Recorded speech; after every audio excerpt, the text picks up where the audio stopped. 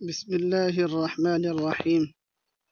انتشر بعض النسخ في الأطراف ثم بعد ذلك وقع فيها شيء من التغيرات ونبذ من المحو والإثبات فكتبت في هذا الشرح العبارة التي تقرر عليه المتن لتغير النسخ المكتوبة إلى هذا النمط.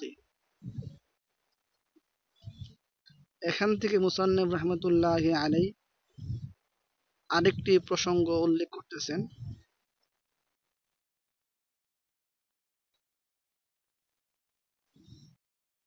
সেটা হচ্ছে মুসান্নিফ রাহমাতুল্লাহি আলাইহি বলতেছেন যে যখন তার দাদা ওয়াকায়া নামক কিতাবটি লিখলেন তখন এটার বিভিন্ন পাণ্ডুলিপি শহরের বিভিন্ন প্রান্তে ছড়িয়ে পড়েছিল, বিশ্বের বিভিন্ন প্রান্তে ছড়িয়ে পড়েছিল। তখন উলামায়ে মাশায়েখদের দৃষ্টিকোণে কিছু ভুল ত্রুটি ধরা পড়েছিল এবং কিছু যেটাকে বলা হয় তাসামুহ বলা হয়, এবং কিছু তিনি নিজ থেকে সংযোজন বিয়োজনের প্রয়োজন মনে করলেন। এই হিসাবে তিনি কিছু সংযোজন বিয়োজন করলেন। সেই বিষয়টা বলতেছে ইনতাশারা বাযুন নুসাখি ফিল আতরাফি, যে চারদিকে বিভিন্ন নুসখা বিভিন্ন পাণ্ডুলিপি ছড়িয়ে পড়ল। সুম্মা বা'দা যালিকা, অতঃপর ওয়াকা ফিহা, তার মধ্যে সংঘটিত হয়েছে শাইউম মিনাত তাগায়্যুরাত, কিছু পরিবর্ধন, ওয়া নামাদু মিনাল মাহবি ওয়াল ইসবাতি, এবং কিছু সংযোজন বিয়োজন।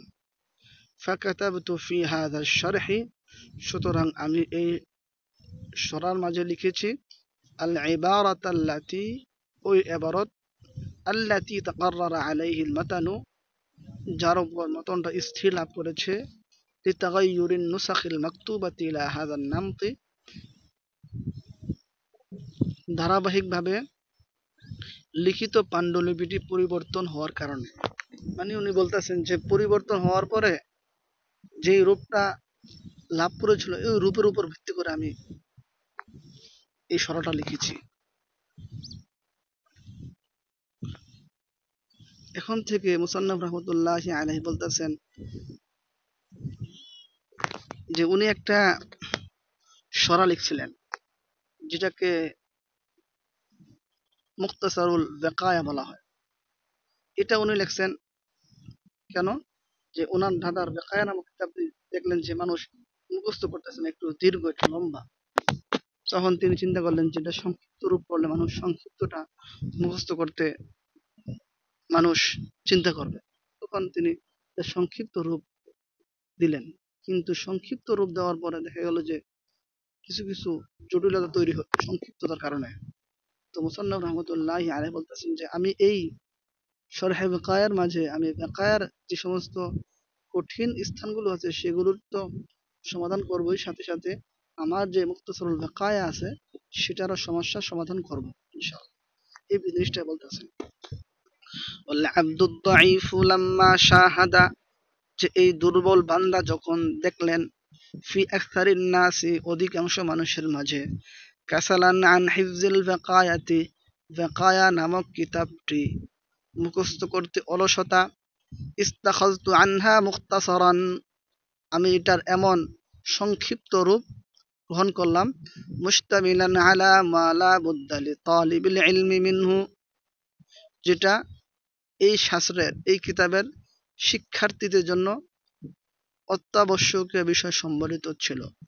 ফাআফতাহু ফি হাযা আশ-শারহি মুগলাকাতিহি আইযান, ইনশাআল্লাহু তাআলা, আল্লাহ চাহে তো আমি এই কিতাবের মাঝেও তার দুর্বোধ্য স্থানগুলো সমাধান করে দিব। ওয়াকাদ কানাল ওয়ালাদুল আ'আজ্জু মাহমুদুন, এখন থেকে বলতেছে যে ওনার এই কিতাবটা লেখার ওয়াজহে তালিফ, লেখার কারণ কি ছিল সেই বিষয়টা বলতেছেন। ওয়াকাদ কানাল ওয়ালাদুল আ'আজ্জু মাহমুদুন, আর আমার প্রিয় ছেলে মাহমুদ, সেটার বিস্তারিত হচ্ছে যে মুসান্নিফ রাহমাতুল্লাহি আলাইহির ছেলে মাহমুদ ওয়াকায়া নামক কিতাবটি, মুখতাসারুল ওয়াকায়া নামক কিতাবটি পড়ার পর দেখলেন যে এটা খুবই কঠিন। তখন তার বাবার কাছে এই কিতাবটির একটি ব্যাখ্যা গ্রন্থ লিখতে বললেন, এমনভাবে যেন তার কঠিন স্থানগুলোর সমাধান হয়।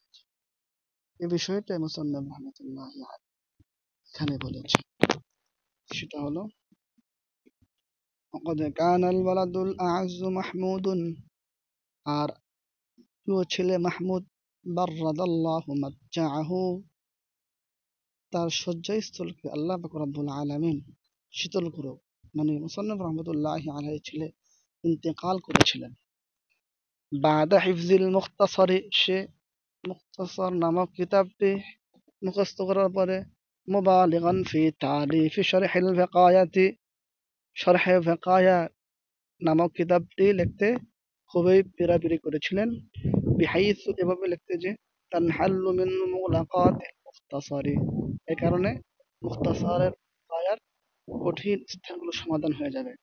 ফাশারাতু ফি ইসআফি মারামিহি, অতঃপর আমি তার উদ্দেশ্য পূরণে কাজ শুরু করলাম।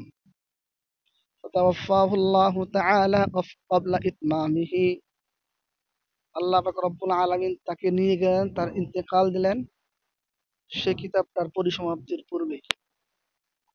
এখন মুসান্নাফ রহমতুল্লাহি আলাইহি বলতেছে, যেহেতু এই কিতাবটা লেখার উদ্দেশ্য ছিল আমার ছেলের আবদার রক্ষা করা, সুতরাং আমার ছেলের উদ্দেশ্যেই, আমার ছেলের আবদারের কারণে লেখা হয়েছে।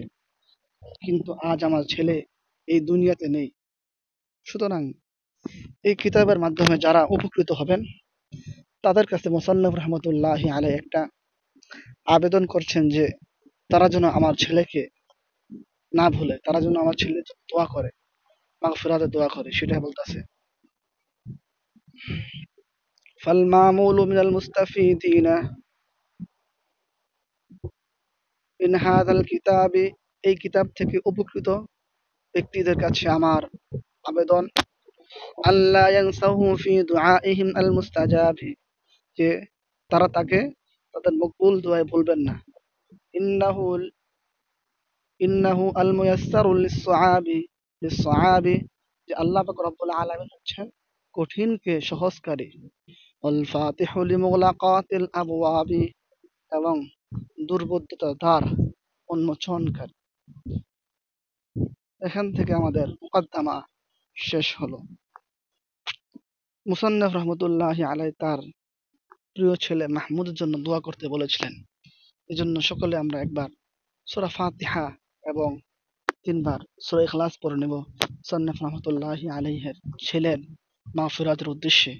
সাথে সাথে আপনারা আমার জন্য দোয়া করবেন যেন এর মাধ্যমে আমার নাজাতের উসিলা হয় এবং এই কাজটি, এই দ্বীনি খিদমতটি আমি সঠিকভাবে খুলুসিয়াতের সাথে আঞ্জাম দিতে পারি। বর্তমানে অনলাইন ভিত্তিক জগৎ এসে পড়েছে, এজন্য আসলে সরাসরি উস্তাদের কাছে পড়া এটাই হলো মূল। তবে যেমনইভাবে ছাত্ররা বিভিন্ন আরবি সরা, উর্দু সরা, বাংলা সরার মাধ্যমে উপকৃত হয়, ঠিক তেমনিভাবে সরাসরি অনলাইন ক্লাসের মাধ্যমে ছাত্ররা একটু উপকৃত হতে পারবে, সেটাও একটি মাধ্যম।